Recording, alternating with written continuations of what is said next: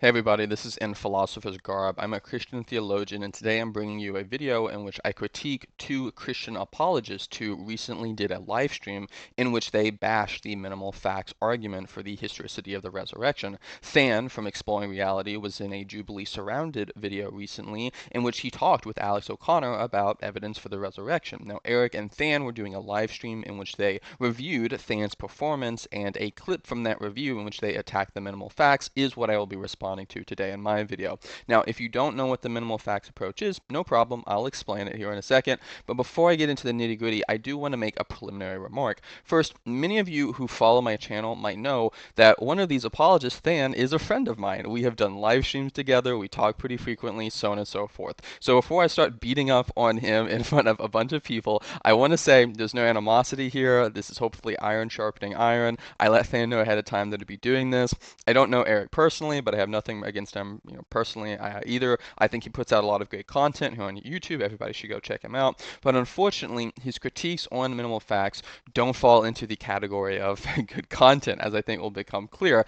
Now, after responding to Than and Eric, right, during the process of responding to them, I'm actually going to play through Than's conversation with Alex and point out how the minimal facts could have been better, and kind of use that as maybe a demonstration or a learning tool of why these guys really need to take more seriously the critiques of their maximalist approach to the resurrection. So with all those niceties out of the way, let's go ahead and get you guys all up to speed on what the background for this conversation is, what the issues are. Let me quickly give you the minimal facts that you need to know in order to understand this video. So the minimal facts approach is an argumentative strategy or approach to arguing for the historicity of the resurrection of Jesus that has been popularized mainly by Gary Habermas and Mike Licona. And the idea with this approach is to look at the totality of scholarship and assemble a list of facts that virtually all critical scholars agree on and enjoy overwhelmingly strong evidence. Now, Habermas has noted that if he was going to put a percentage on what he means by virtually all or the strong majority of scholarship, he is looking at 90-something% of scholarship agrees with. This is, virtually unanimous, and this includes scholars who aren't Christians. Similarly, Mike Licona talks about wanting to find the historical bedrock regarding Jesus. That is, the facts that are so well established and so overwhelmingly recognized by experts that they can serve as the historical bedrock, the starting point for an argument for the resurrection. So it's important to note that these minimal facts are facts that can be ascertained even if one grants their interlocutor that the Gospels are not reliable. No part of this argument assumes or requires that Gospels be recognized as reliable in order to establish them as facts. And many who don't think the Gospels are reliable would still admit to these facts. So an example of this is somebody like Bart Ehrman. Ehrman has said he doesn't think the Gospels are reliable. He still grants many, if not all, of these facts. The Jesus Seminar rejects 84% of the Gospels as not historically reliable, yet they accept the minimal facts. Now, you might be wondering, how could somebody grant that there are these facts from the Gospels if they don't think the Gospels are reliable? How can you get any facts from them? And to understand that, we need to understand some of the ideas or approaches to kind of the historical critical approach, like what goes on there. A critical scholar, even a skeptical critical scholar, might approach the Gospels and assume by default that nothing in it is reliable. They could start from a point of distrust, but through the application of certain criteria of historicity, they could nonetheless extract certain historical facts, historical kernels. For instance, the historical criteria they might use could be something like, is the event in question attested early? Is attested by multiple sources? Is the event in question something that the writer is unlikely to make up because it's embarrassing, so on and so forth. And when many scholars apply these types of criteria to the life of Jesus and the New Testament documents, they walk away with some facts that are so well attested so early on and that are virtually undisputed among scholars from various ideological backgrounds. Now, I want to say at the outset that I'm not here endorsing this type of really skeptical approach to historical documents. I'm not endorsing necessarily the historical method that these scholars employ. I'm just noting the idea behind this strategy. And this is the idea that guys like Habermas and Licona, they're essentially saying, hey, we'll play by your rules. We'll do the song and dance the way you want to do the song and dance, and we will use only the facts that this process gives us, that you let us have, and we will still end up concluding that Jesus rose from the dead. That's how good the evidence for Jesus' resurrection is. Okay, so that's the idea here. So what are the minimal facts? The minimal facts is usually looks something like this. One, Jesus was widely regarded as a miracle worker and an exorcist in his time. Two, Jesus died by crucifixion. Three, after Jesus' death, the disciples had experiences of Jesus.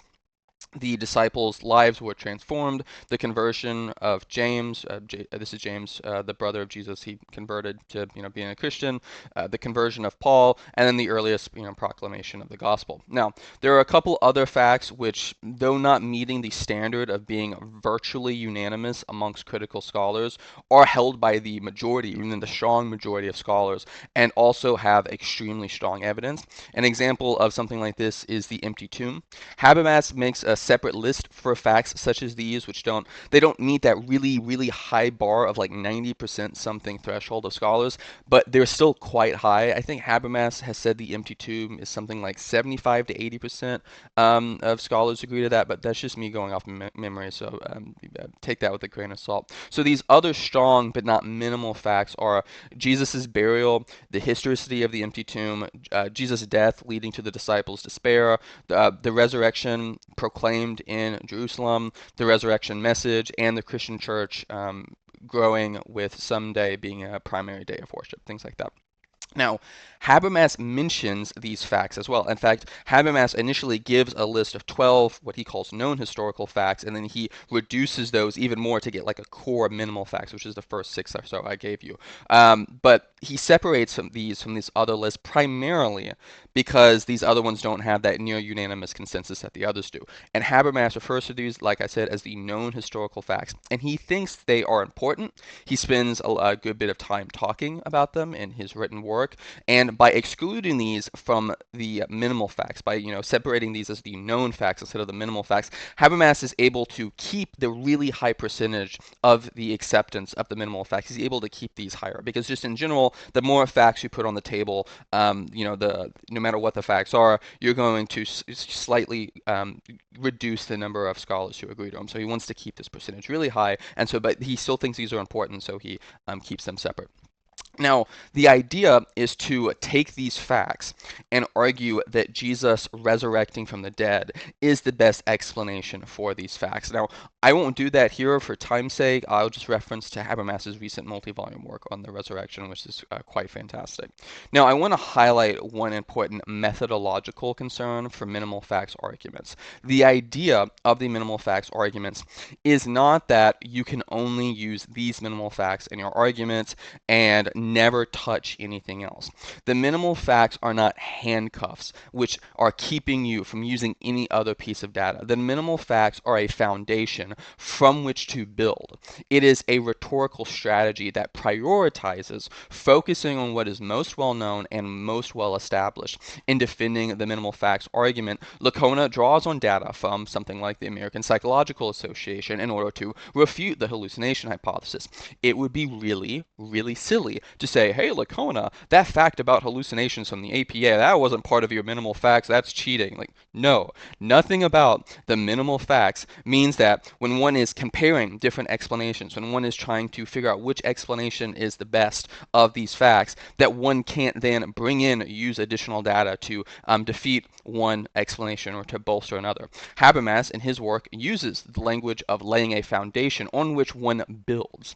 And the idea is to go from the bottom up. If one starts with this foundation in a conversation, and then one needs to go up a level and reference, one of Habermas's, list of well-known facts, well, so be it. Habermas isn't going to pop out of the bushes and yell at you. If you need to cite something from a modern medical journal, go for it. This is crucially important because people like Eric, who really don't understand the minimal facts argument or approach, seem to think that at no point, if you're using a minimal facts argument, is one allowed to ever use any fact that's not on Habermas's or Licona's, super little concise list. Now, before we move on, let me give one final analogy of this, of how I want people to think about this, an analogy that I'm going to use going forward. I used to play a bunch of chess when I was young, and when playing chess, one often utilizes what's called an opening. An opening is a set a set specific way to develop your pieces. At the start of a chess game. Now, some openings you can do pretty much no matter what your opponent does. And the idea of learning an opening, especially when you're new to the game, is not that you must play those exact moves no matter what your opponent does. And it's not to say if you do these moves, hey, you're going to win every chess game. That's not the point of an opening. No matter what opening you're doing, you can adapt to what your opponent does. Rather, the point of an opening is a developed, recognized, strategic way to set up the board in your favor. And it's easy to recognize and easy to start out a game with. And once that setup has been achieved, once you've achieved that, opening in a game, you can then move your pieces as you see fit. You can even move pieces back if you need to. In a chess opening, there are two major goals. One is to develop your pieces. You see, when a chess game starts, all your most powerful pieces are sitting behind your pawns. They can't do anything. So you want to develop those pieces by getting them out onto the board as fast as possible so you can start using them to attack your opponent's king and defend your king. You got to get them out. You got to get them doing stuff. The second goal is often to castle your king, which puts them in a safer position. The minimal facts is a way to develop your pieces, so to speak. It is a way to quickly set up your argument and get these major considerations for the resurrection, attacking your enemy and defending your king. It also puts your king, which is the resurrection of Jesus, into a safer position, which is easier to defend. Now, I will likely talk about this more later, but I hope that that will help. Think of the minimal facts as an opening. It's very easy to learn. It's very easily adaptable, and this is a way to quickly get the main important pieces of data, the most powerful pieces of data that we can use when defending the resurrection of Jesus. It is a way to boom, boom, boom. They're out. They're on the board. They're attacking. It is a rhetorical strategy. That's what needs to be said. Okay, so with that said, let's start getting some meat on the bone. Let's start responding to the video by Eric and Than. But our criticism of minimal facts is basically this: if somebody did say you are Trent, and you get up there and you go 90% of scholars grant the appearances, and so I don't think it was hallucinations, and I don't think it was this, that, and the other. The best explanation is that the resurrection actually happened. All Alex has to do at this point and go, neat. What were the appearances like? And how many appearances were there? Yeah. What were they like? Did they touch him? Did they talk to him? Did they do anything? Like we don't have anything, right? Okay, so this is Eric's big, bad argument against the minimal facts. This is what he thinks completely defeats the entire strategy. This is what he thinks is going to make us run home crying to mommy, right? He thinks all the skeptic has to do is ask this one question, and then we're screwed. Is that really the case, though? No, it's not. Here's what I can say if I'm using the minimal facts approach. I don't know the precise details of each experience, but I can infer that these experiences of Jesus were bodily in nature, and I can do this for a couple of reasons. First, it's a well-known historical fact recognized by the majority of scholars and strongly supported by just looking at the New Testament that the early proclamations of the disciples was that whatever their experience was, it led them to believing that Jesus rose from the dead. During this time, as Jews living in this area in this century, the idea of ghosts or exalted spirits of martyrs was something that was already in their conceptual framework. It would be very easy for them to fit some brief spiritual non-bodily experience into that existing framework and continue on with their lives and continue on with everything they already thought they knew about Jesus and God and their faith. But this isn't what they did. They instead came to believe that Jesus rose bodily from the dead, and this is striking for a number of reasons. First, lots of people report apparitions of ghosts or visions and things like that, but virtually none of these people end up believing that the person they saw physically rose from the dead. But more importantly, for a first century Jew, there was no conception of one specific guy being resurrected before the general resurrection of the dead at the end of the age. They not only proclaimed that Jesus rose from the dead, they completely changed major aspects of their religious understanding to do so. And this change in their religious understanding led to them suffering intense persecution. The best explanation for all this data is that their experiences were of a bodily Jesus. This is further supported by the extremely well-known historical fact recognized by most scholars, which is that after Jesus' death, his tomb was found empty. Any attempt to explain the experiences in a non-bodily way will not fit as easily with this data that I just mentioned. Okay, seems like I got out of that pretty easy, fellas. Do you have anything else you want to try to throw at me? I mean, I argued for the bodily resurrection without, knowing any details of the experiences. It was pretty easy. I didn't assume the Gospels were historically reliable to do so. I did draw on 2 or 3 of Habermas's other known historical facts, which I'm completely in my rights to do at this stage of evaluating competing hypotheses, as I noted earlier. I'm feeling pretty good, guys. Eric and Sam, they thought that there was this giant chasm, and behold, I've crossed it. You guys thought that there was this unsurmountable mountain that I couldn't, get past, but much like Superman, I have crossed it in a single leap.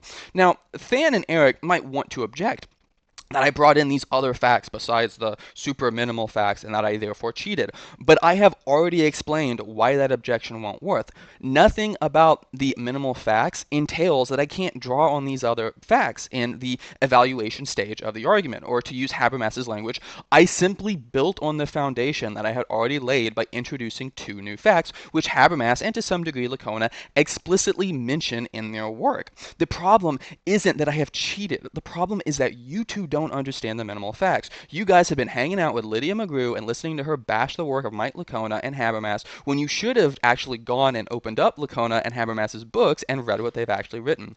But here's the thing, guys. I like a little bit of sport, and defeating you both that easy, it just wasn't fun enough for me, right? I like a challenge. So here's what I'm going to do.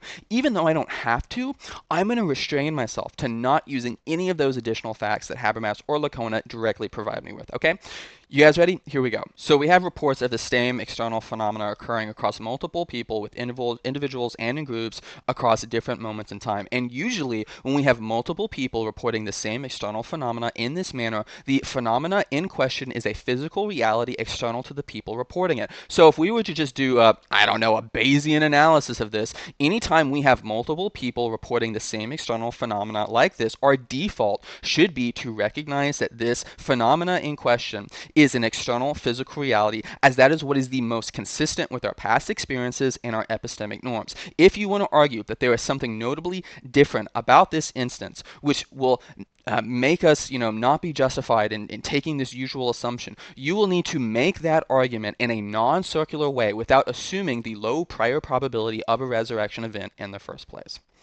Okay, so I think I've made it clear that Eric doesn't know what he's talking about here, and this is a fine argument, and that his one simple little trick that minimal facts just don't want you to know, like, it's nonsense. I can get past that. It wasn't even hard to do so. Let's keep trucking. 1 Corinthians 15 is a creed, right? So we have group If appearances. I can interject really quick. Okay, so a theme that we're going to see in multiple different clips is that Eric seems to think that 1 Corinthians 15 is the only source that a minimal facts proponent can use, and that just further shows, frankly, how poorly Eric understands the minimal facts. Habermas and Licona both discuss and draw on material from the Gospels in arguing their case. This is in both their books. Here is a picture from the table of contents of Habermas's recent works. Does anybody notice anything? Oh, look, 6 chapters talking about the data from the Gospels and Acts. Licona also draws on data from the Gospels in his discussion of the appearances in his work, which Eric has said elsewhere that he has read. So I don't know if he just forgot it. So why does he keep trying to, depict proponents of the minimal facts as wearing some type of magical handcuff with prevents us from using anything outside of 1 Corinthians 15? Well, I don't know, maybe it's because if he recognizes that we can also draw on the, Gospel data, then it's less easy to, bash the minimal facts. But I don't know, I'm just speculating there. Too, by the way. If I'm the skeptic in that situation, I'm not even gonna approve of the vocabulary you're using, which is appearances, right? Like, appearances carries with it a connotation that, like, it's not just a subjective experience that somebody had, right? I think that's important too, but I can just modify the language to be experienced to get around this, but I would note that appearance is the language used in 1 Corinthians 15, and since this is supposedly the one verse that I'm tethered to, and that's the language Paul uses to describe this, well, it seems pretty fine to use that language. Yeah, Sorry. yeah, exactly. No, you're good. And so if our criticism of this particular approach is that if we don't know what the appearances were like, it's really hard to justify how rational the disciples were, right? And so Okay, so Eric just made two assertions. First, he's asserting that for any report of an experience, we have to know the nuances of the experience in order to judge the rationality of the person reporting the experience. Second, he's asserting that we have to know the rationality of the people, judged by the nuances, in order to use their testimony in a hypothesis evaluation. But both of these are blatantly false and pretty silly, and we don't use this type of epistemology in really any other area of our lives. First, let's start with whether the disciples are rational. Okay, there's a well-known, well-developed position within epistemology called phenomenological conservatism, or you might be familiar with the phrase reformed epistemology. The idea here is that a person is rationally justified in forming a belief based off their experiences or their seemings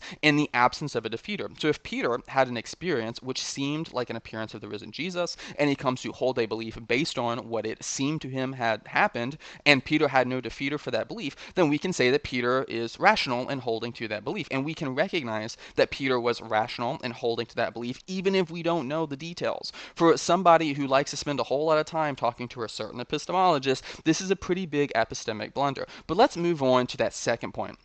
If I have multiple people offering testimony to some event about what they saw, I don't need to know the details. I don't need to know the nitty-gritty details of their experience in order to make inferences off their testimony. Knowing the details, that could bolster my confidence or it could lower my confidence, but my confidence doesn't hang or fall on that knowledge. This is just an assertion that Fan and Eric make. Now, imagine you're living in a town and you see on the local news a reporter say, "There appears to be a wolf roaming the local park at night. We have reports of sightings from 14 people now across the last few days, one of which was a family of 4." Okay, I don't need to know all the precise nature of these experiences to know I need to stay out of the local park at night, right? Like this is not difficult. Or like imagine that you're working at a big, Fortune 500 company, and at every year on your annual, there's like an annual survey you send out to the workers, and it's just like a yes or no questionnaire. And one of the question is, are you in the last year have you experienced sexual harassment in the workplace? And then let's say I get the feedback, and then I look at the results, and like 80% of women report that like they've experienced sexual harassment in the workplace, and this is like a remarkable increase over like the last year's reviews. I don't know anything about the experiences that they're reporting to have, but if I look at this survey, I can conclude, okay, there's something wrong going on in this office. Like there is some sexual harassment going on, and apparently Eric and Than are going to walk out and say, well, actually, we can't infer that sexual harassment has happened in this workplace because all we know is a bunch of people report having this experience. We don't know any of the nitty-gritty details of their experience. Therefore, we're not justified in concluding that they're rational and that there's anything wrong. Anyways, let's go get a beer, boys. Like that is asinine. Both of you are better than that type of argument, but this is what you're employing here. Now, this brings us to a small little side segment of, this episode of In Philosopher's Guard. I'm going to call this, Where Did They Get This Argument? Let's take a looky at their past videos and see what we can decipher, okay? Let's put our little investigative hats on. Both of these guys sure like talking to this woman named Lydia McGrew. I wonder if she has anything to do with this. Oh, looky here, a video by Lydia McGrew in which she argues, quote, "Here I talk about a probabilistic bottleneck and argue that piling on more and more evidence that the disciples believed that Jesus was risen physically without further details of their reasons and without a defense of the non-embellished nature of the gospel accounts is no substitute for a more robust approach." And then if you watch this video, you will see that Lydia argues that we have to know the nature of experiences. If somebody gives us testimony about an experience and why they believe something, she thinks that we have to know the nitty-gritty details of the experience in order to assess their rationality, and we have to assess that rationality before we can come to a conclusion ourselves. So it seems like Eric and Than are just buying hook, line, and sinker whatever Lydia McGrew is selling, and they're not really putting forth an appropriate level of critical thought to see if what she is saying is even remotely reasonable. So any approach that basically doesn't get into the gospels experiences, like the experiences that we have, the multi-sensory experiences, group appearances, touching, eating, talking, there's all kinds of things going on, right? If we don't have that, then you have a very weak case, right? Yeah. And a skeptic could just go, I don't know what the experiences were like. How could I actually say that it was a miracle? And so that's all Alex has to do, Trent. What were the appearances like? Well, group hallucinations don't happen. Okay, great. There's all kinds of people that report seeing all kinds of things. Yes, there are all types of people who report all types of things, and when we have multiple people reporting what they directly saw, we usually take that as being valuable evidence in support of the events which they are reporting. We don't just hand wave it away like you're trying to do with the minimal facts. And if you really think this itself is a defeater for the minimal facts, well, then it's going to be a defeater for the maximalist case as well. If this is a sound defeater, sprinkling in more details isn't going to change the fact that all types of people report all types of things. Like, if you want to say, oh, well, look, that they heard him speak, they ate bread with him, cool, there are all types of people who report all types of things. Are people who report being abducted and probed by aliens? Oh, they got details in their account. Like, this is a crappy objection against the minimal case, just as much as it's a crappy objection against the maximalist case. Come on, guys, I know you can do better than this. And fuzzy, vague, non-detailed appearances is not going to flip my skeptic scale from here to here. Okay, so two things here. In a minimalist case, it isn't just vague, fuzzy reports of experiences. It's multiple people, some of whom were previously hostile to Jesus, reporting in multiple different instances of seeing the renowned miracle worker alive again, and whose tomb also happens to be empty. And they become so convinced, they radically change their religious conceptions of the world and become willing to be persecuted for their new beliefs. It isn't just vague, fuzzy appearances. Second, notice that Eric hasn't actually given an argument here. He has just said this wouldn't flip his skeptic meter, but this is a statement about what would or wouldn't convince him. This is subjective. I don't find undesigned coincidences convincing, Eric. I don't find these argument from name stuff that you guys trot out. I don't find that very convincing for an argument for the reliability of the gospel. If I was a skeptic, something like undesigned coincidences, that wouldn't flip my meter, Eric. So are you going to be consistent? Are you going to admit that because this wouldn't convince me, that therefore undesigned coincidences are a weak argument? Oh, wait, what's that? My vague subjective statement about what I would or wouldn't find convincing, that hasn't moved you? Well, now you know how I feel. Right. And so you're going to have to argue for the reliability of the gospels. And just frankly, that takes more work. And that is exactly why there are situations when it is not wise to start a conversation with the reliability of the Gospels. Here in a few minutes, we're going to watch Than try to use the maximalist approach, and we're going to compare that with the minimal facts approach. But the very fact that you just admitted that this takes more work is kind of the point. So it doesn't matter if you think this is more rhetorically powerful and I can kind of give it as an elevator pitch and just boom, boom, boom, boom, boom, and say it really fast and just say, I'm willing to grant all the contradictions in the world in the gospels to you. You're not going to get to enough weight for somebody to go to the resurrection. Okay, so I want to address this claim. He said you're not going to get enough weight for somebody to go for the resurrection. Now, it seems like Eric is saying this is not enough to convince a person, but that's just false. And first off, I mean, think about Eric saying he is making a statement that nobody on planet Earth is going to be convinced by this. This is a broad, sweeping, kind of psychological or sociological remark about what this argument can and can't achieve. But this, again, this is false. So first off, like, this is just like Eric cannot possibly support this broad of an assertion about what would or wouldn't convince people. So that he needs to like make his claim weaker here. But secondly, Mike Licona is very honest about doubting the historicity of the resurrection when he was working on his doctorate, which is, related to the minimal facts argument that he employs. Yet he apparently was convinced by it. He has spoken about instances in which, after a debate, people have told him that they were then closer to Christianity after, hearing his arguments. He's talked about people he knows who have been converted. I find the minimal facts, or something close to the minimal facts, maybe like the minimal facts plus one, or the moderate facts, something like that, something in that ballpark. I find this arguments which don't depend on arguing for the reliability of the Gospels. I find these convincing. So Eric, he just makes these broad, sweeping statements about how the minimal facts won't work. But if by won't work he means it won't convince anyone, not only has he not given any evidence for thinking that, he is flat out contradicted by the testimony of people who do find the minimal facts argument convincing. Just because you personally don't find it convincing doesn't mean nobody else will. Bart Ehrman doesn't find the arguments for the gospel reliability convincing, Eric and Than. Are you guys going to be consistent in your argument and then admit that your strategy doesn't work either? No, oh, that's right, because with your strategy, if somebody isn't convinced, that doesn't automatically make the argument a bad one. But for the minimal facts, well, we can just point to our nearest skeptic, and if it doesn't convince them, your argument's bad, and that's how you argue. Come on. Again, I'm going to keep saying this. Both of you guys are smart. Both of you are better than this level of argument. This is TikTok comment section, atheist level arguments that you're giving me here.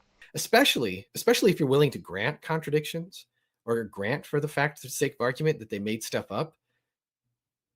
Well, if they made stuff up, then the appearances, how good could the appearances be if they felt the need to have to make stuff up? That's the whole point, right? Right. It's just like, look, man, if you're going to run the minimal facts argument against me, but I think the gospel authors were able to make stuff up, well, why can't I just say, why should I believe that the appearances that they're testifying about, even the fuzzy ones, aren't just made up?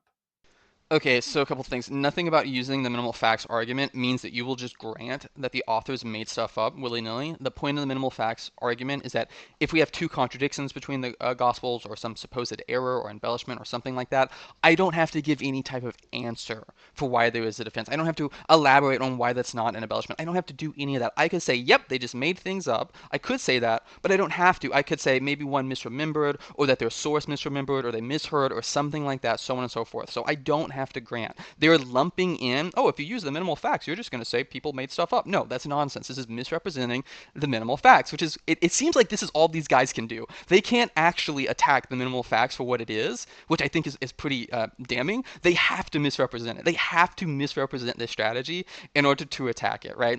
Why do they need to misrepresent it to attack it? Second, the entire point, the entire strategy of the minimal facts approach is that it's not all or nothing. Fan just said at the end of that clip that, okay, well, if they made some things up, why should I trust these appearances? Proponents of the minimal facts give numerous specific reasons for that answer, Than, for why you should think that these are not made up. These include things like multiple early attestation, criteria of embarrassment, testifying to these things despite persecution, so on and so forth. You guys don't even understand the idea you're trying to attack. You guys use this all or nothing approach where you try to show that this thing as a whole is reliable and then go from there. But the entire point of the minimal facts is that it allows us to start with skepticism. It allows us to start from the point of believing nothing in there. You can start from the position of they just made it all up if you want. And then through a critical historical method that is widely employed and used by scholars, we can, through that skepticism, even if we just assume it's all made up, we can then come to conclude that these are facts about Jesus and use those in an argument. It is frustrating that you guys, how passionate you guys are at attacking something that you don't fully understand. But now let me comment on this idea of making things up. Why do they bring this up? This is a gross caricature of some scholarly work by guys like Mike Licona. Some scholars like Licona have argued that the authors of the Gospels utilized literary devices that were normal for historical writings in this period, and that allows them not to just, it doesn't just allow them to make things up full stop, but it allows them to have flexibility in how they present the information. They might record what was originally a statement as a question. They might put a statement said at one moment in one place at a different moment in a different place for stylistic reasons or to make it flow better or organization or things like that. This is not them just making things up willy-nilly. They didn't have license to do that. They aren't being unfaithful to history here. In the ancient world, it would be stupid to say, well, this author compressed this narrative, or they relocated this event, or they paraphrased this speech. Therefore, nothing in this book, nothing in this work that they made, nothing can be trusted because they could have changed everything. Like, no, that's not how ancient history works.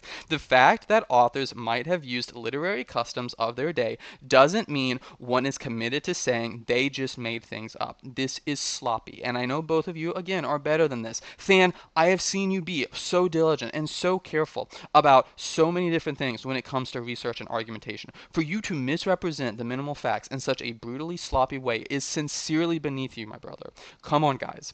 Like, Right. if you're running the minimal facts, yeah, you can shotgun it out.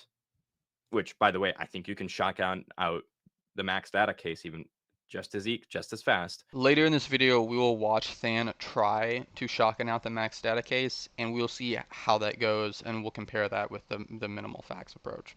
But if you're running the minimal facts, I rhetorically and dialectically speaking, the conversation will end up the same.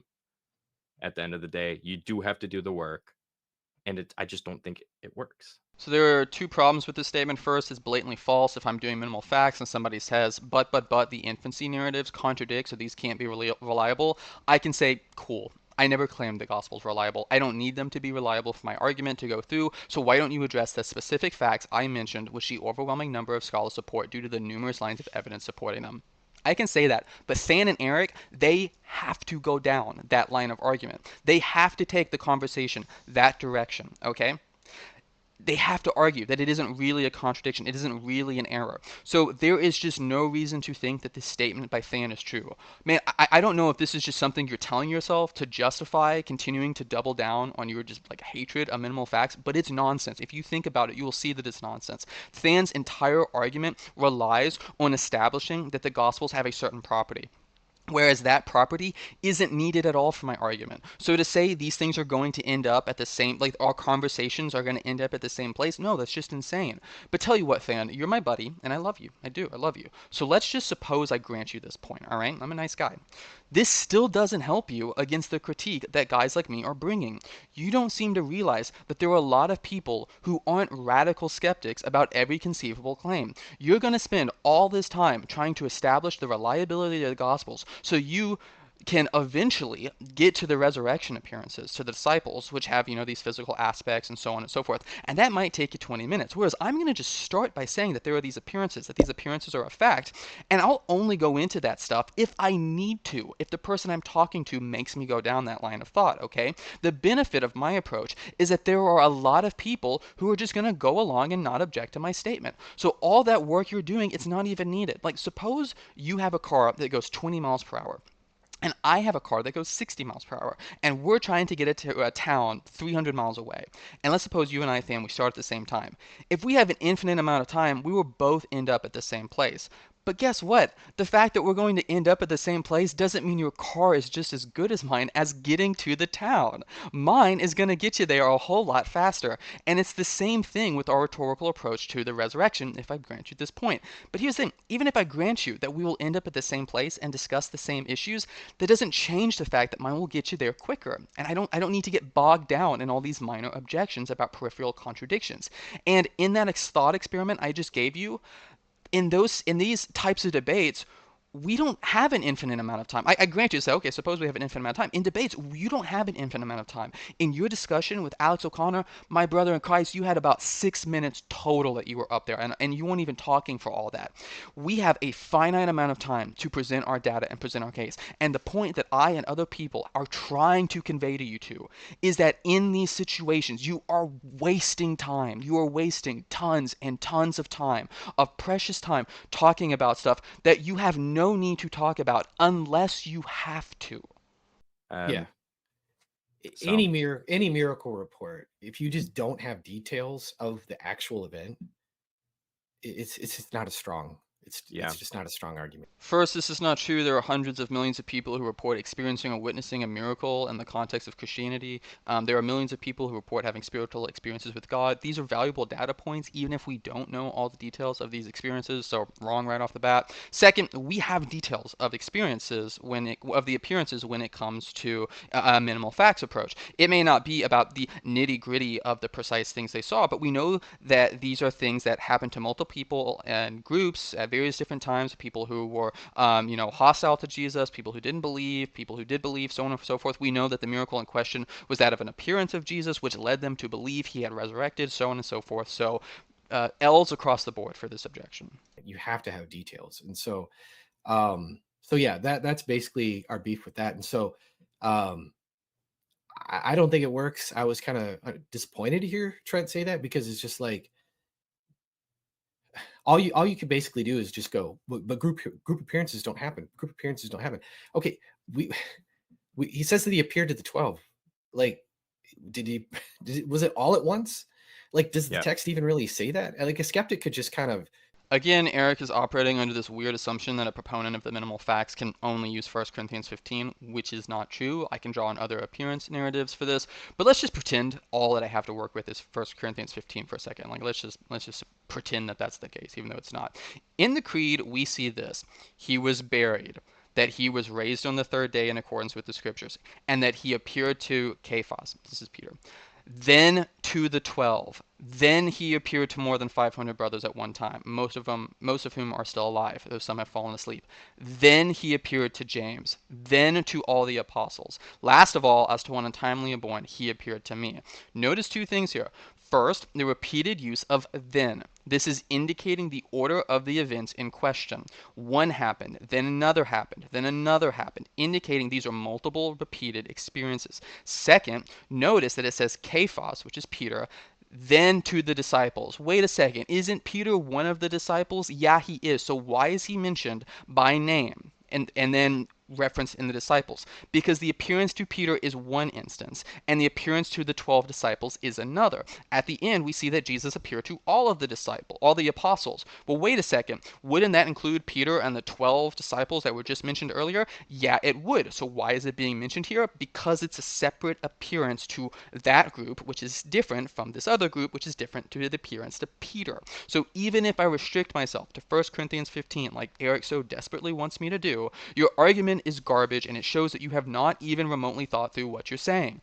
You guys have a clear axe to grind about this, and you are arguing, I almost want to say worse than the atheists in my TikTok comment sections. Like, this is horrible. You guys are not even trying to play the devil advocate about the arguments that you were presenting against the position. Like, if you sat down and you said, I'm going to be a minimal facts guy for 10 minutes, I think you guys are both smart. You would be able to see how crappy these arguments are. You're better than this. This is embarrassing for both of you. I love you guys. I love so much of your content. This level of argumentation that you're bringing forth here, it is beneath you and it's embarrassing.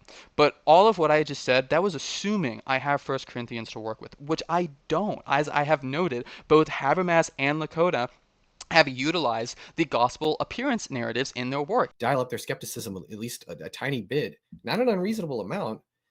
And again, we know of like all kinds of goofy people who think that they've seen certain things, but with fuzziness with the details, it just doesn't work. Well, again, I've addressed this earlier. This is TikTok level atheist arguments. Be better than this. Also, do you guys notice how often they just keep repeating it doesn't work? It kind of is weird, isn't it? That they're so skimpy when it comes to actually providing arguments. They give this one major argument in the beginning. I knocked that down with ease, and now they just keep, oh, it won't work. It won't work. It won't work. Like they just keep repeating it, and it seems like they're just hoping that eventually their audience is going to be like it's going to like brainwash their audience, like, oh yes, like, it won't work. It won't work, and they're like, it'll just be this continual thing of people just repeating it won't work, but they're like not really giving many arguments here. So yeah. I'll also just add this in. I don't know if what I'm about to say will make sense or not, because I don't really know how to word it. But I think a lot of the complaints that people have about the maximalist case when they are minimal facts people, what they're really like, all the source of their complaints, I think, is misidentified, right? Because all the complaints that they have about the max data case, I don't think is actually in virtue of the max data case. I think the max data case just puts the complaints out there on the table and says, let's deal with this. Kind of like I said in the beginning of our discussion, this is just a really interdisciplinary question. The difference between us and the minimal facts person is I'm just like, yeah, it's interdisciplinary. This is a tough topic. Let's get tough. While the minimal facts person tries to avoid those things. But you still have to answer all those questions. No, I don't. If we're debating whether Jesus rose from the dead under the minimal facts approach, I don't have to explain the difference in infancy narratives. I don't have to. Whatever that answer is, I can shrug my shoulders and be like, man, gee willikers, I don't know about that. Whatever that answer is, it's independent of the evidence from the minimal facts. Minimal facts people are saying, hey, and, instead of debating a bunch of stuff that really doesn't affect the core evidence, let's just, be wise about how we use our time in talking with people, especially when that time is being, broadcast to millions of people in a Jubilee episode. Let's just focus on using the time to focus on the core evidence that most scholars agree on and kind of does the most damage, so to speak. Whereas you guys are like, let's go down this long rabbit hole of every potential objection to gospel reliability, and then you just end up wasting time. And as we will see in a second, when I play the clip where Than is talking with Alex O'Connor, this is what happens. Than comes out trying to do max data. Alex throws a reliability objection at him, and then for the rest of the discussion, they just talk about that. And I think one other contradiction, and then Than never gets around to actually presenting evidence for the resurrection. And Than, I love you. You're my boy. You know that. But your performance against Alex is and I frankly told you this. Your performance against Alex is a perfect refutation of your point here. I told Than when I saw the video that I think that this actually, the Jubilee video, was a good argument for why people should use minimal facts or something like it. Your performance is a perfect representation of why minimal facts people say not to go down this rabbit hole. So I think at this point it's actually going to be a good idea for us just to go ahead and walk through this clip from Than talking with Alex O'Connor. Now, I want to preface this by saying I'm going to interrupt it at points to make comments, one, to point things out, but also I'm just scared. I'm low-key scared of the YouTube algorithm if I play a chunk of this, like being like, oh, this is unoriginal content. I don't know, but I'm scared of that, so I'm also going to interrupt and comment on it. But I want to say a couple things here. First off, it is really easy for me as someone who is sitting here in an air-conditioned, room in Thailand, writing this script. I have no pressure on me. I can think about, what I'm saying. It's super easy for me to sit here and shoot shots at people who were in the room in the heat of the moment. So I am not gonna sit here and pretend, oh, I could have done it so much better. You should. I'm not gonna like pretend that I wouldn't have made mistakes in the heat of the moment. I want to make really clear that's not what's going on here. I'm confident I probably would have messed up some stuff, or I think it's very probable I would have messed up some stuff too. Thank you. My next claim is that there is insufficient evidence to believe in the resurrection. Okay. Nice to meet you. How's it going? This is a really interdisciplinary question. So I want to pause this real quick before we get in, and I want people to pretend as they're listening to this that you're a young Christian, you're doubting your faith, and you want to know reasons for why you should think Jesus rose from the dead, right? You've had kids at school who've been asking you questions. You have college professors who are asking you questions. Why should I believe Jesus rose from the dead? Why should I believe this book? Okay, why should I continue to be a Christian? Or believe that you're that Christian, right? You're considering apostatizing, and now you have Alex O'Connor, who's this famous atheist, and he's surrounded by 25 Christians, and he's made this claim that there is insufficient evidence to believe in resurrection, and this is what comes up, right? I want you to pretend that that's you, and let's walk through this together. For the resurrection of Jesus. And in my experience, it kind of boils down into two categories. The prior probability of the resurrection of Jesus and the data itself. So what I'm really interested in is the historical case for the resurrection of Jesus. Okay, I want to ask a clarifying question, because I would love to talk about the data. But if I were to give you a model of the Gospels that I would call like the historical reportage model, which would say something along the lines of the authors of the Gospels were close to the times and places of the historical Jesus. They rooted their historical work in eyewitness testimony and did not feel the freedom to make up historical facts.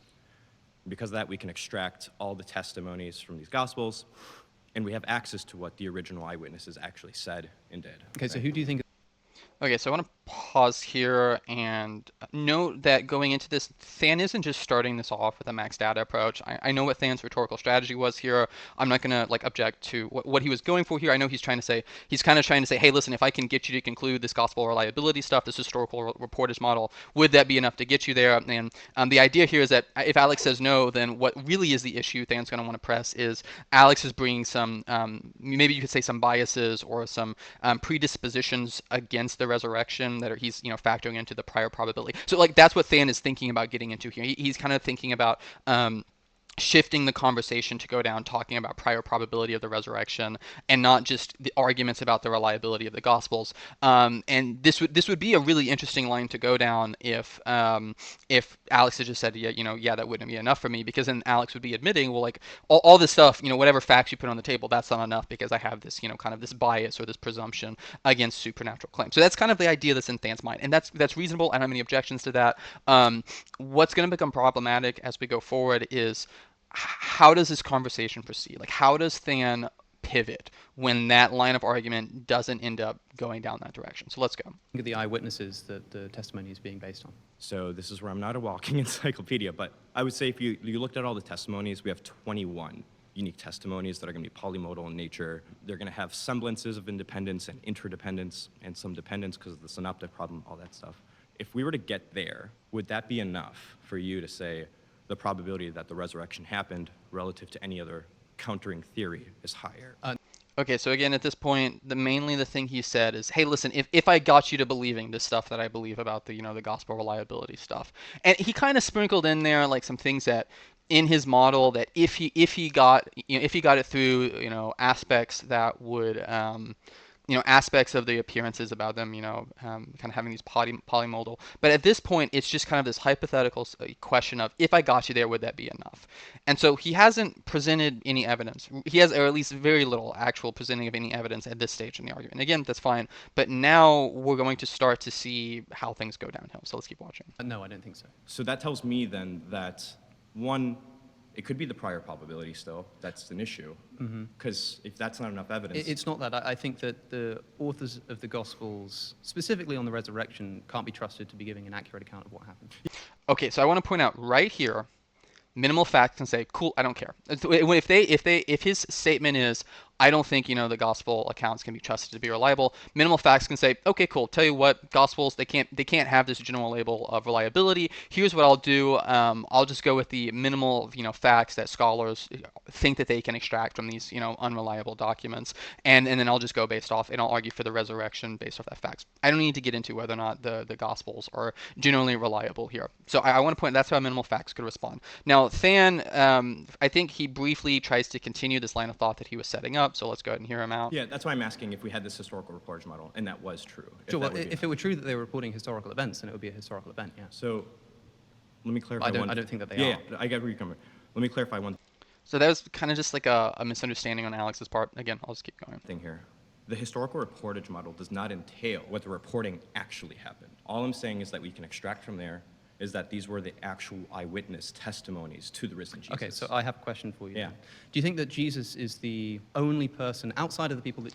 Okay, so where we're about to see here is this is where it all goes downhill, because Alex knows that Than has showcased that Than's approach is he's going to use this model of, hey, we've got the Gospels, they're eyewitnesses, they're reliable, we have this historical reporter stuff. So Alex, being a good debater, he starts throwing out an objection to the reliability of the Gospels, right? And this is where the rest of the conversation is going to be derailed, and we're not going to see really any actual evidence presented for the resurrection.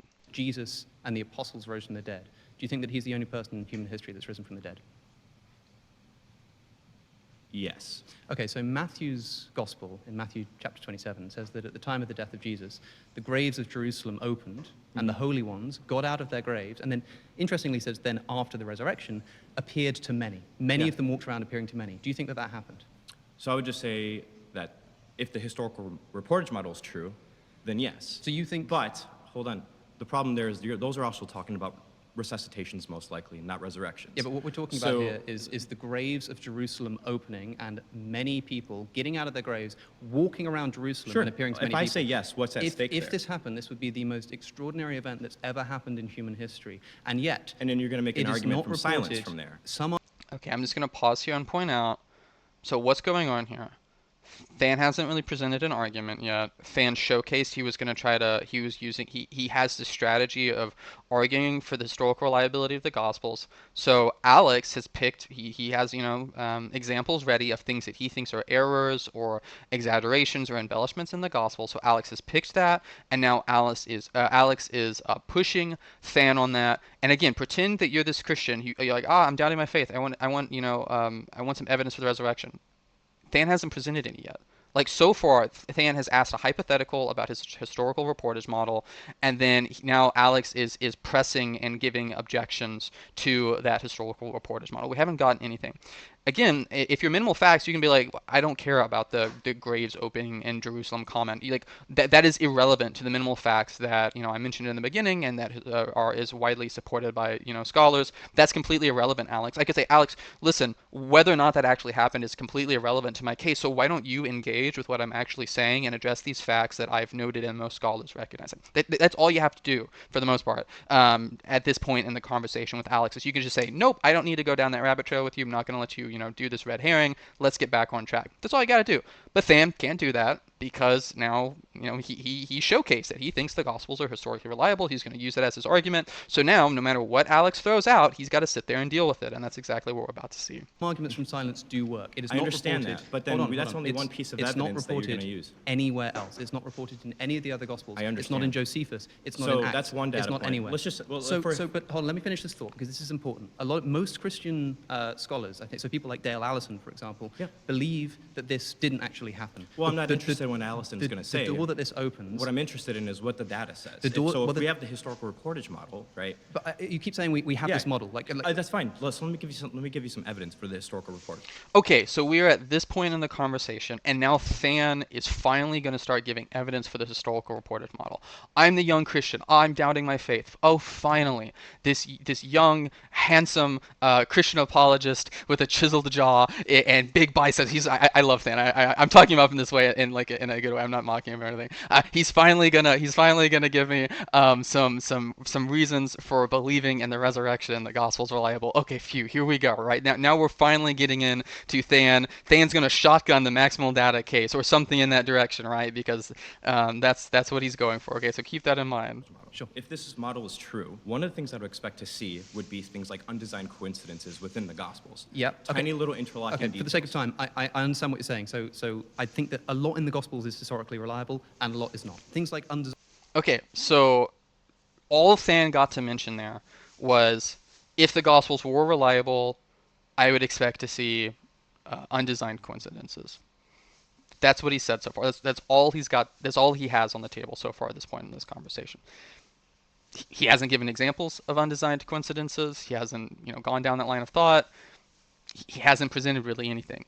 And now notice what Alex is saying. Okay. Design coincidences So are are you really taking a interesting. pericope by pericope approach to this, or what methodology? I'm taking are you it story by story. I don't think that the I graves. think I don't think that's a good methodology. I don't think that the graves of Jerusalem were open. Okay, so notice here, Alex just said that he thinks some things he thinks there are some things in the Gospels that are reliable and some things that aren't. If you're minimal fast, you can say, okay, cool, bro, I'll grant you there are unreliable things in the Gospel. Tell you what, let's use a historical critical approach. Let's approach this as, a skeptical critical scholars. And oh, look, these are the facts that they walk away with when they do this and they employ this methodology. So even if you're right, there are things unreliable in the Gospels. Here are my facts. You still haven't dealt with them. Let's go, buddy. Like, that's what you can do as a minimal facts guy. But what is Than doing? Well, now Than is in this situation. Well, no, Alex said that, there are some things are reliable and some aren't. And so now I have to defend against all the things that Alex says aren't reliable. And so here we are this far into the conversation. I'm a doubting young Christian. I've heard no actual evidence from this handsome young apologist yet. I hope that you, as the audience, are starting to see, really why guys like me are defending these attacks against the minimal facts and why we're saying that this max data approach is not an efficient use of time in this type of situation. So we'll just keep going. I don't So, think that there were people that's walking fine. around I the city of understand where you're Jerusalem. coming But if from. that's the case, then that means that at least the author of Matthew is willing to invent I don't stories think that's the of case. resurrection in Well, hold order to on, make a you're making theological big point. inference there, right? Well, hold on. Because Okay, I know you like to, for instance, you like to talk about the flight to Egypt, and you like Sure, to say yeah. that Matthew invented the flight to Egypt. Luke. No, Luke's the one that doesn't mention it. Matthew's the one that mentions it. Sorry, Matthew. It's okay. Yeah, It's okay. sorry. Yeah, Matthew, and then typically the way you run this argument is Matthew invented the flight to Egypt. Luke doesn't mention it. The reason why Luke doesn't mention it is because it didn't happen. Matthew mentions it, and he tells us why to put. I'm a young Christian. I'm doubting my faith. What are we talking about here? We're talking about whether or not some story about the flight to Egypt happened. We're sitting here. Than is explaining this argument about this small little sliver of an aspect of the gospel about whether or not this flight. Even if Than is right about this, even if Alex says, "Whoops, that was dumb of me. I'm sorry." Like, you're right.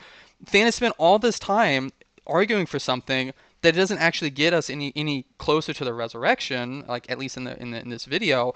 All it does is it defeats this one small argument that Alex has thrown out, which he has more ready to go, and we're still not actually talking about evidence for the resurrection. Like, this is wasting time. Put Jesus into prophecy.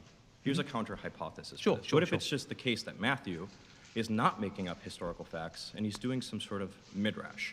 And what I mean by this is that he's looking at this historical thing that happened, the flight to Egypt, and taking this Hosea passage, which, by the way, would be a kind of a clunky passage to use if you wanted to make up a historical fact for prophecy.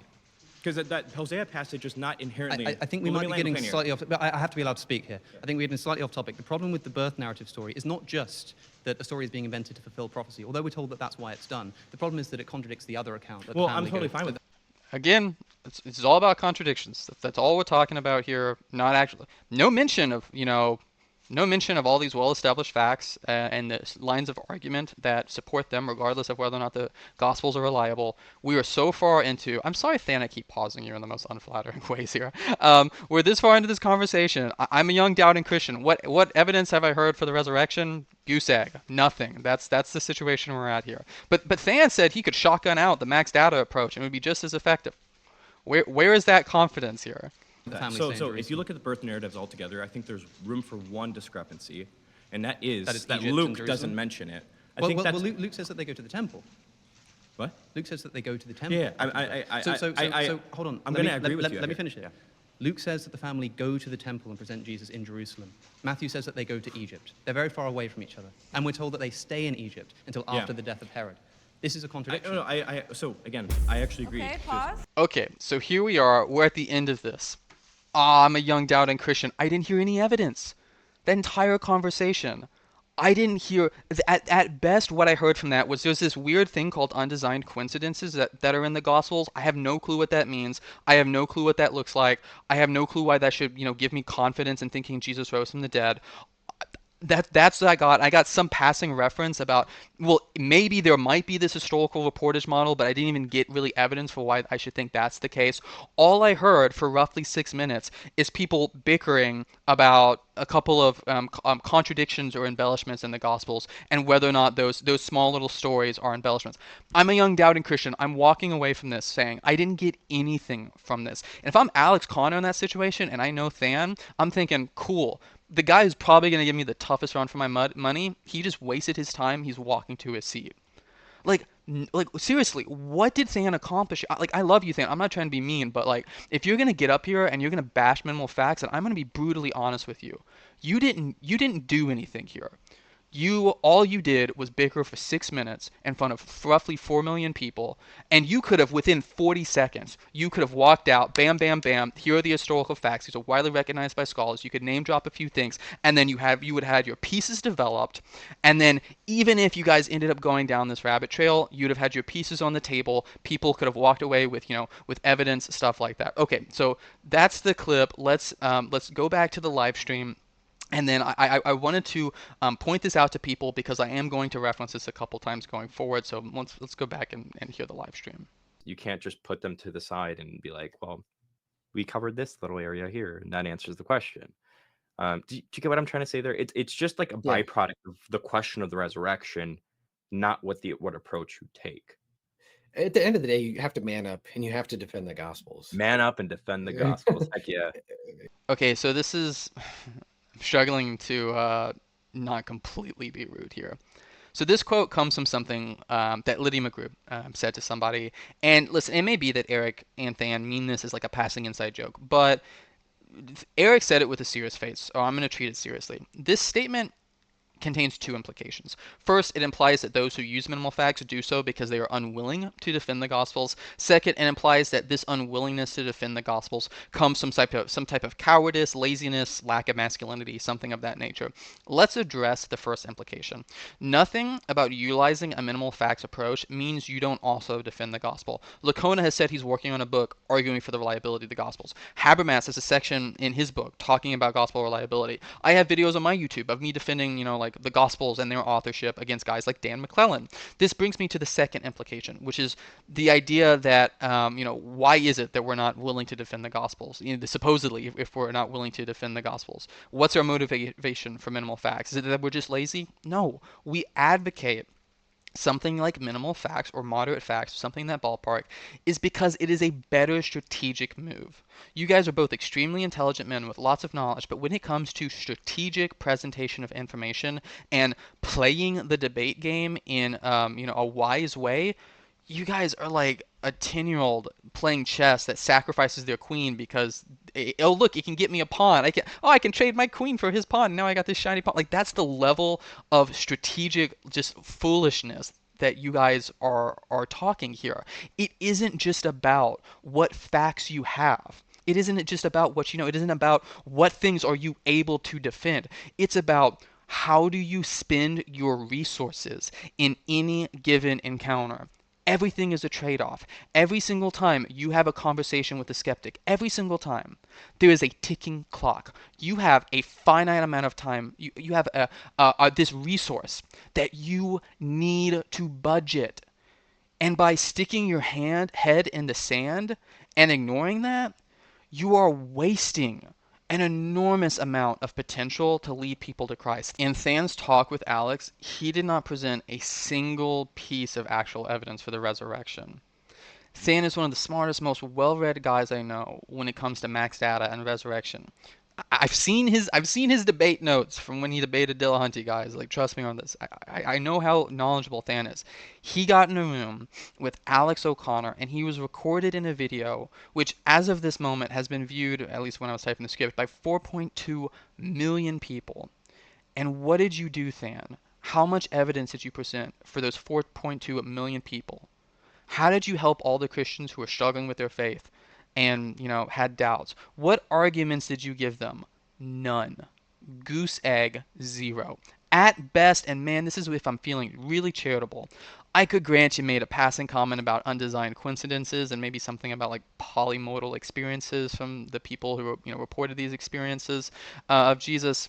But those weren't developed, and I wouldn't really know how to fit them into, like, if I was a doubting Christian, wouldn't really know what to do with those. At best, I'll grant you those two things, which are vague and just lightly touched on. A point in the undesigned coincidences thing, you didn't even get to follow up on that or utilize that. So this did nothing to contribute to defeating Alex's claim. Now, okay, class, why did this happen? How did a guy as well-read as Than waste his time in this situation despite all his prep, which I know was extensive? Than and I were friends. I saw the behind the scenes of the prep for this. I will tell you how. Than committed to this max data approach, and then Alex did what any half-decent strategist would do in this situation. He started throwing out Bible errors and contradictions, and then Than got caught up defending against these until his clock ran out. Alex was able to do that because Than set himself up for it. Than walked into it. I love you, Than, but you put yourself into that position where you had to defend against every supposed Bible error or contradiction. And all Alex had to do, he just had to keep chunking them at you. That's all he had to do. He could walk in with 10. They could all be bad. All he has to do is just keep chunking them at you, and you're going to run out of time, which is what you did. And you know why Alex did that? Because unlike you two, he knows how to play the game. Unlike you two, he's actually taking the strategy of this debate, he's taking it seriously. He was strategic about how he argued, and you weren't. Because you are so dedicated to this max data stuff, and you insist on using it at every chance you get, you set yourself up as an easy target.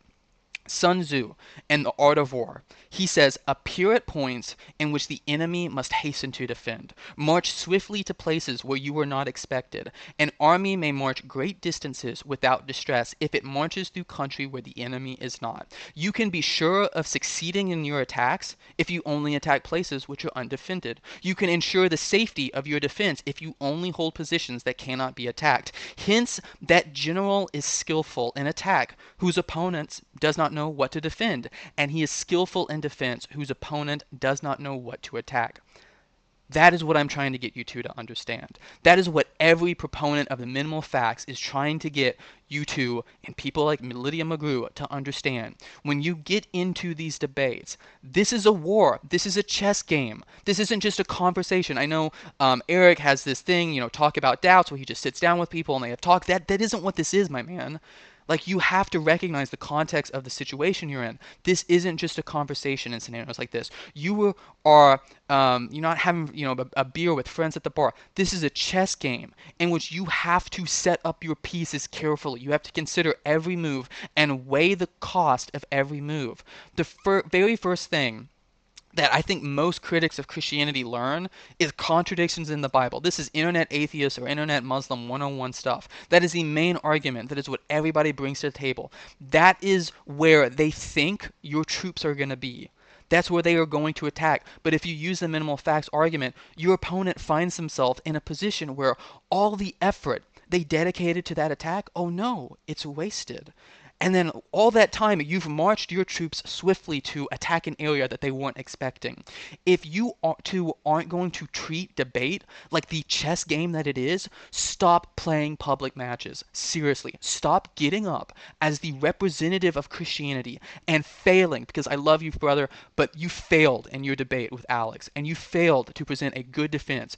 And the reason was because you were just too stubborn to realize that not everything Lydia McGrew has told you is true. You're too stubborn to recognize that your favorite pet argument for the resurrection isn't the perfect tool for every single job. Yeah, because the thing is like there's so much good evidence, there's so much good positive evidence for the reliability of the Gospels. And in a debate format like that, it's just going to be next to impossible to bring out. Okay, everybody notice what he just said. He just said it's going to be next to impossible to bring out. He just admitted that the max data approach is not a feasible way to argue in this situation. So stop using it. Start using an opening that develops your pieces quickly, protects your king, and that your opponent doesn't know how to attack. Unfortunately.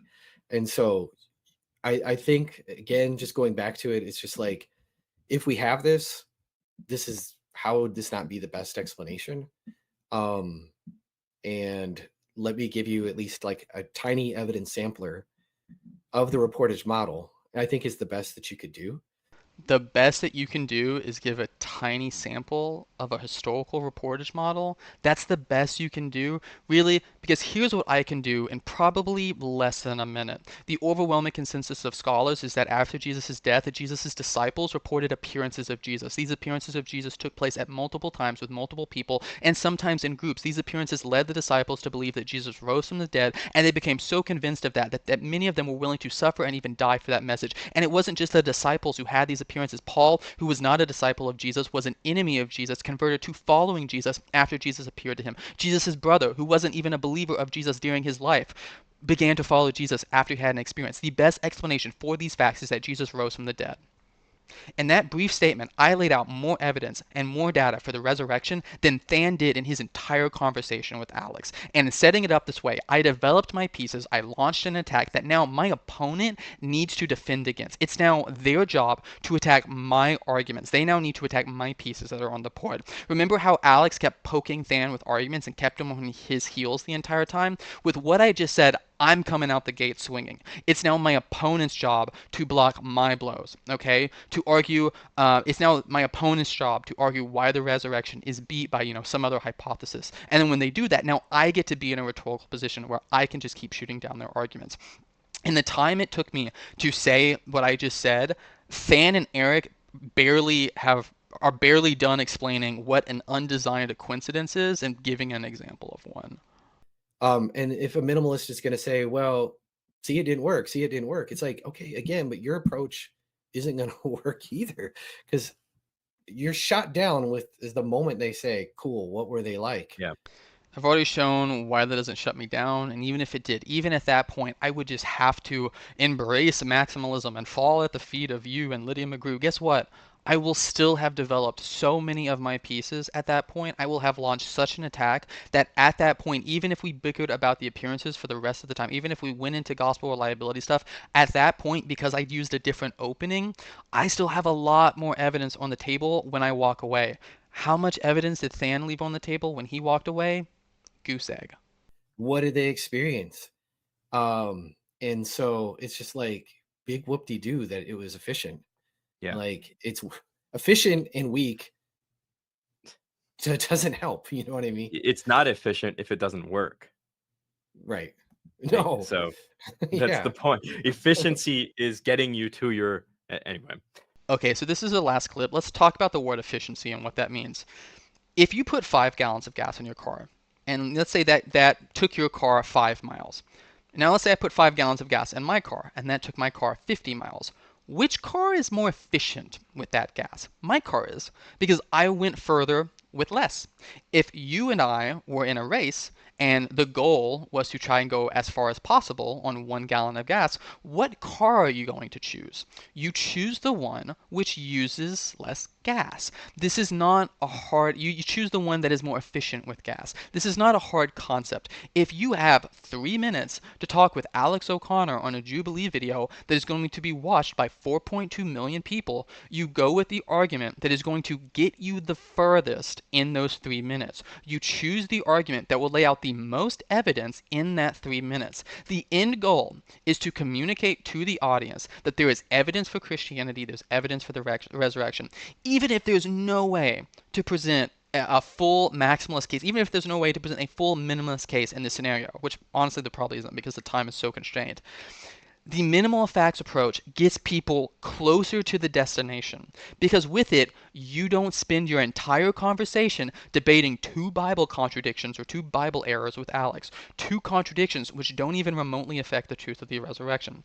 And again, these guys just keep repeating that minimal facts doesn't work. It doesn't work. You have to defend, reliability of the gospel, so on and so forth. It doesn't get you there. But the one argument that they hang this entire "it won't work" claim on is an argument I defeated at the beginning of this video without breaking a sweat. I didn't even really have to spend that much time thinking about it. Here's a fun idea. Maybe start getting your arguments for the historicity of the resurrection from biblical scholars who specialize in arguments for the historicity of the resurrection, and stop believing everything Lydia Magruder tells you. Sincerely, that's what I think this comes down to, right? And it may be these guys say, listen, I had a problem with minimal facts before I met Lydia, and so on and so forth. That may be the case. But from my perspective, it seems like these guys have just been told minimal facts is bad, won't work by Lydia, and the reasons she gives are pretty awful. Like I remember when I first started listening to some of the interviews they did with Lydia, and she was bashing minimal facts. I was like, oh god, these are just awful. These are just horrible objections. And instead of trying to assess those arguments and find a way to respond to them, which it isn't that hard, these two have just decided to just blindly follow their new teacher into what I think is one of the most rhetorically inefficient uses of time. And we see the fruits of that in Than's conversation with Alex. Okay, so I'm going to bring the video to an end here. I was pretty harsh in portions of this video, and I have no doubt there are some of you who are going to comment in my comment sections telling me that I'm a bad Christian because I slightly, raised my voice, or because I, showed signs of frustration. Side note, it's not a sin to show signs of frustration when talking with people.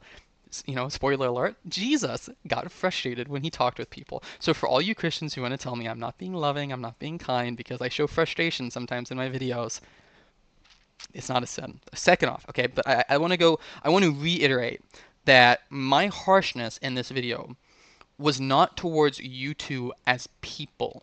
This is not about you as people, okay? It was to your positions and to your arguments. I respect you both. I think you both are doing great things for God's kingdom, okay? But you are both being willfully, needlessly, stubbornly ignorant in your consistent sophomoric critiques of minimal fact style approaches to defending the resurrection. I'm just going to say it like it is, okay? And Than, you and I have been friends for a good bit now, and you've told me to say it. You've told me to be blunt with you, to be frank, to try to. You've told me in the past that you can take harsh critique, and that to not pull punches with you, so to speak. Or at least I remember you telling me things along those lines. And so if you're watching this and you're like, oh, I don't think you are. Like, but if you're like, oh, I was gonna say, like, I'm doing what you've told me to do, which is to be upfront and honest with you, and. Some people might quite reasonably ask, well, hey, James, this is really harsh. Did this need to be public? This does need to be public because Than has done, at least off the top of my head, I can remember at least 3 live streams that Than has done where he's talked with people and which they've reviewed his public Jubilee video. And Than and Eric are publicly bashing minimal facts. They are publicly spreading misinformation about it. And so if you're publicly doing this, then I think it's appropriate for me to publicly take your face and point out where you peed on the carpet. I'm going to publicly be like, no. And so if you want to say like this shouldn't be done publicly, I disagree. They've made this conversation public. They've chosen this line of thought, so that's why I've done this publicly. And again, I think this is I think this is a good learning experience for people who aren't familiar with these different approaches to arguing for the resurrection. I think this is a good learning experience for them. And I also want to point out, like, it's not either or. It's not like, oh, max data sucks, it's useless. Like, there's times and places for different things. The most appropriate approach to use is at times going to be contingent on where the conversation goes. There are times where it's reasonable to get into objections and reliability about the Gospels. I'm not saying you never need to talk about gospel reliability. I defend gospel authorship on my channel. I have a section in my notes about arguing for reliability of the gospel. I might make a video on that one day. That's not the issue. The issue is recognizing what's the time and what's the place.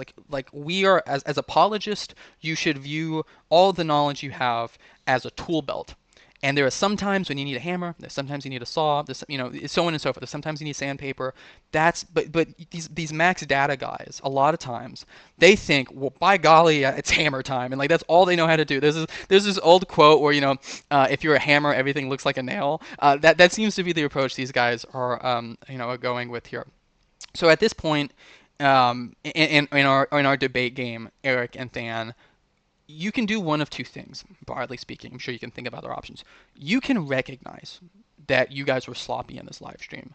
You can recognize that your critiques of minimal facts are not as good as you thought they were. You can recognize, okay, listen, James, he made some good points. You don't have to agree with me on everything, but you can recognize, okay, James made some good points. I wasn't fair to the minimal facts case. I wasn't fair to the proponents of it. And you can grow as a person and you can move forward, right? Like that's what I advertise. Or you can double down, you can dig in your heels, you can call up Lydia McGrew, and you can all get together to do a group live stream in which you bash this video of mine, and you can go on wasting evangelistic opportunities that have been handed to you on a silver platter. I really hope it's the former, sincerely. And I want to say, listen, I'm fine with talking with either one of you about this in private. If you want to, I'd consider doing a conversation in public with you, depending on what the format is. I've tried. There have been other issues where I've had Than reach out to Eric on my behalf and try to get Eric to talk with me about some misconceptions that I thought he was spreading on his channel, and Eric didn't seem that he was open to having a conversation about that with me on those other issues. So I don't know if Eric's open to having a conversation with me about this, but this is an open invitation to both of you. We'll say private. I'm open to having a private conversation with both of you on this. I was harsh in this video because it's a video and rhetoric and all that. I'll treat you both with respect. If you want to, let's just we all run in the same circles. I know you guys know that, or at least we have access to some of the same Discord servers and such. Let's just, if you are open to it, let's just get into a Discord and let's be adults and let's talk about this. That's my invitation to you. And maybe you walk away and you say, I'm still not a minimal facts guy, but okay, I see where he's coming from, and it may be that I walk away and I learn some better critiques of minimal facts. Maybe I learn some things that I need to change. But what you're doing, like what you did in this live stream, where you just get up and it's just you guys patting each other on the back about, oh, minimal facts is so bad, and all your arguments are just like TikTok atheist level nonsense. That's not furthering anything. That's not making your viewers better apologists. That's not furthering knowledge. This is not being productive. So yeah, okay. I've said this in past videos. I'm really close to very soon I will be putting out a notice that my new book, which is not about any of this stuff, it's about what I did my dissertation on. I'm going to be really soon be putting out a community note saying that that's available.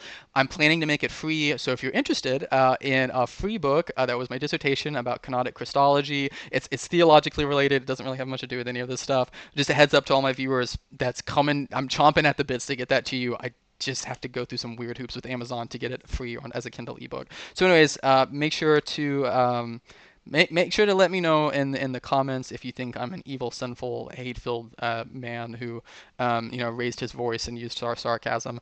And then also let me know in the comments how you feel about minimal facts. So I'm minimal facts. I'm more a fan of what you would call like a moderate facts. And the thing with I'll end on this.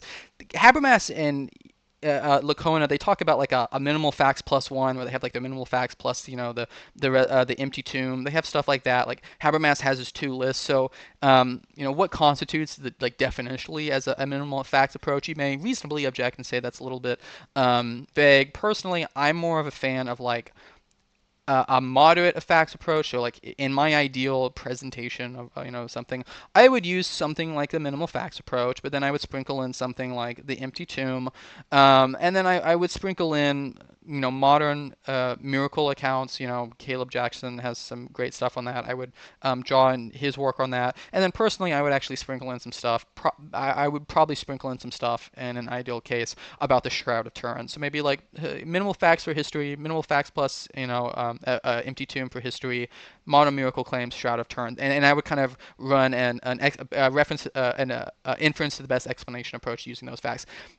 That would probably be my go-to. I'm not like gung ho about minimal facts, but I don't think minimal facts is as bad as these guys. Even if one restricts themselves to just kind of going like a Lacona or Habermas style.